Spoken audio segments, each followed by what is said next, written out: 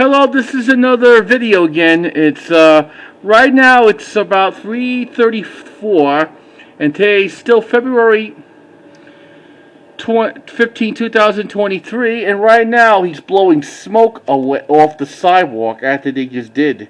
Maybe they'll be back here tomorrow, or maybe they'll be back here on Friday. Who knows? Yep. I just spotted it by accident. When I see some smoke, it's something's actually cooking. It's not exactly a fire, that's for sure.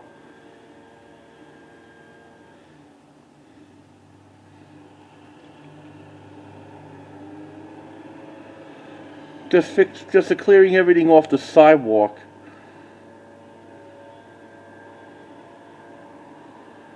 Then they shut everything off so early. Yep, they've been here since 8 o'clock. Well, I guess that wraps it up for this video. And in the meantime, it's your cameraman, Dana Drupsky, signing off. And I'll see you hopefully later for the aftermath. Goodbye.